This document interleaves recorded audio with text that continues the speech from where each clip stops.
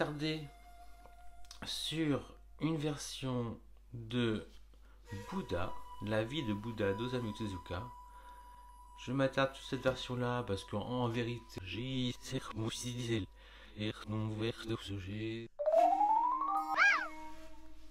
donc nous voici dans la présentation des éditions Prestige de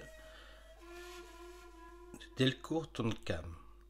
Comme vous pouvez le voir, le volume est imposant, il est cartonné et il est encore sous plastique. Donc on retire le plastique, voilà, et on va découvrir la qualité du produit. Alors, est-ce qu'il mérite bien son titre de prestige?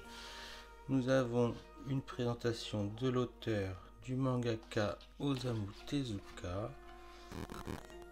Et très bien, donc un carton de couverture assez simple, un joli bleu, on va dire ça. Donc on est sur le volume 4. Hein. Je me suis pas embêté à faire le volume 1 étant donné que j'ai la version de luxe qui traîne par-ci par-là, donc je la connais bien. Et comme ça on découvre de l'inédit pour vous comme pour moi. Donc on a le droit aux pages couleurs, voilà, qu'on a déjà dans la version de luxe qui est parue chez Tonkam. Donc le bon côté de la version de luxe chez Tonkam, si on peut dire qu'il y a un bon côté, c'est lorsque par exemple on veut introduire les œuvres d'Osamu Tezuka à son paternel par exemple, ou à sa mère, mais qui ne supporte pas de lire à l'envers. Alors il faut savoir que les versions sont éditées en version française dans le sens de lecture, ce qui permet d'être plus abordable pour certaines personnes. Hein, pour d'autres c'est pas possible. Voilà, donc celle-ci est en sens de lecture original, donc ça se lit de droite à gauche comme au Japon. Donc honnêtement, hein, la qualité est très intéressante. Après c'est quand même une sacrée bible, hein. Ce qui était aussi intéressant dans l'autre version, c'est que elle avait la taille d'un livre, ce qui était assez petit, beaucoup plus malléable, voilà, manipulable. Mais ça reste une très belle œuvre.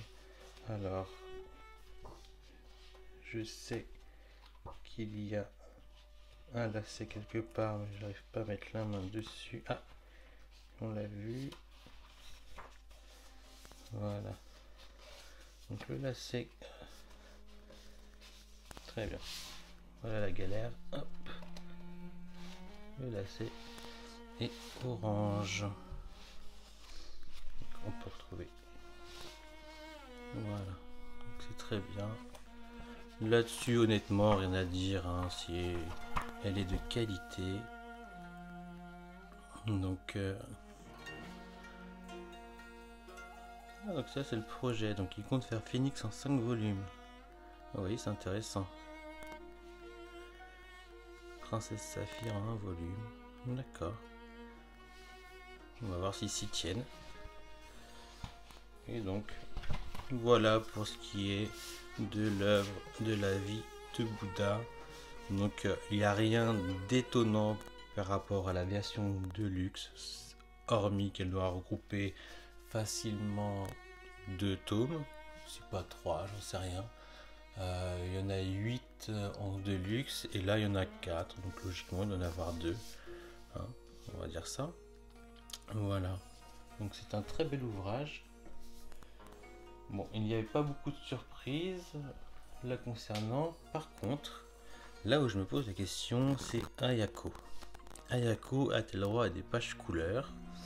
Alors que lorsqu'on regarde la bordure, on peut en douter, bien qu'au milieu il y a une séparation. Donc on va bien voir ce que nous réserve cette séparation. Hop là.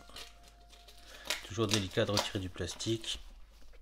Que je dois dire autre chose, on a toujours peur de l'abîmer plus que nécessaire. Alors normalement on utilise un petit objet coupant, mais c'est aussi dangereux, faut le reconnaître. Voilà. Nous voilà. Alors il est très beau. Hein. Il est très beau. Moi j'avais pas de version de luxe là concernant. J'avais les 3 volumes de Delcourt. Voilà. Donc c'est pareil. Là-dessus il n'y a rien d'étonnant. Quand on découvre la couverture. Voilà. Donc là c'est déjà plus connu. Le visage d'Ayako qu'on retrouve souvent dans les premières couvertures du premier tome. Donc on a le droit à une préface. Ok. Et c'est parti. Alors, faut savoir que Ayako, c'est excellent. Il faut surtout pas se fier au nom de la fille qui intitule l'œuvre. Toujours avec Osamu Tezuka, ne pas s'arrêter à ses dessins. C'est juste exceptionnel comment on rentre dedans. Et c'est un thriller, mais franchement, on s'y attend pas en lisant ceci, c'est génial. Donc, c'est plutôt...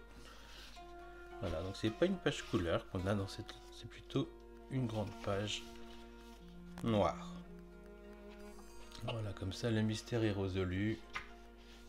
Et on a un joli lacet noir également. Très bien. Bon, ça n'enlève rien au prestige de cette œuvre. Voilà, donc, très bien, alors, comme ça je sais ce qu'il en est.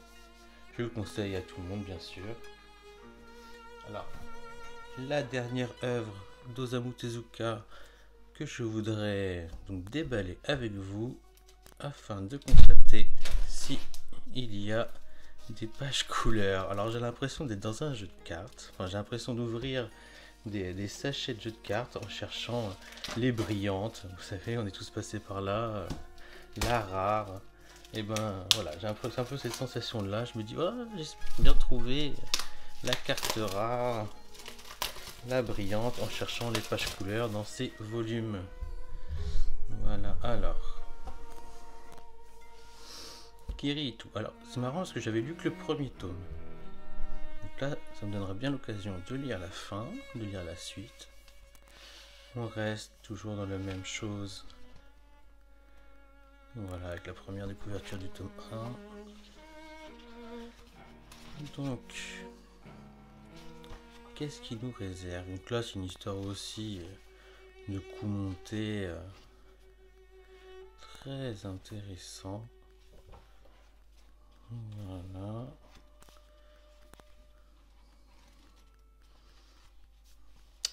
Je crains que dans ce tome-là non plus, il n'y ait pas forcément de couleur. Donc ça reste une très belle reliure. Voilà, je crois qu'il y avait 3, si pas 4 tomes. Donc qui sont réunis en un. Et là on a le droit au beau lacet. Alors pour moi une édition de luxe en lacet c'est quand même dommage. On a un beau lacet. Ah, plus le livre est long, hein, plus on a besoin de marque-page. Voilà, donc rien d'exceptionnel concernant cette œuvre là. Alors, le dernier, si je peux dire, de suspense que je peux avoir, ça concerne Ping Pong. Donc, je vais la déballer également. Donc, je suis ravi que cette version-là soit sortie. Ayant à l'époque revendu mon tome 4 pour 50 €. Et après, bien sûr, je l'ai regretté car il était à un prix exorbitant. Ben voilà, donc j'avais plus la collection complète. Et la version complète intégrale est ressortie chez Delcourt Tonkam. Et on va voir ce qu'ils nous promettent. Ce serait bien qu'ils les réunissent. Enfin, bref, qu'ils les réunissent, qu'ils fassent de nouvelles versions. Mais bon, je pense pas. Faut pas s'y attendre. Donc il y a une présentation du mangaka. Voilà le coloris que j'attends. C'est exactement ça. C'est exactement le genre de coloris que j'adore chez Taiyo Matsumoto. Et là, je suis heureux. C'est cette coloration un peu je dirais pas pastel, je sais pas comment on peut la... C'est celle qu'on retrouve souvent chez Sony, dans les couvertures de Sony, dans les pages couleurs de Sony. Vraiment, je suis fan de sa colorisation. Donc Ping Pong est un excellent manga de sport. Excellent. Alors je comprends que les gens peuvent être rebootés et ne pas comprendre l'esthétique, le graphisme du mangaka. Et bah vraiment, vous loupez quelque chose. C'est quelque chose qu'il faut découvrir sans hésitation.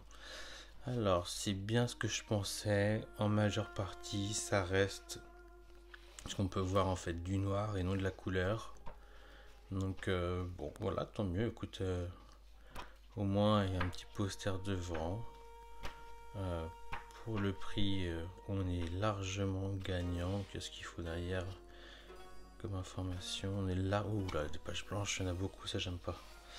Enfin voilà quoi, donc là-dessus, ça reste pour moi une bonne surprise, car ça regroupe les volumes, ça nous met une petite surprise couleur, qu'il me semble qu'il n'y avait pas dans les anciennes versions, et puis voilà quoi, j'en suis heureux.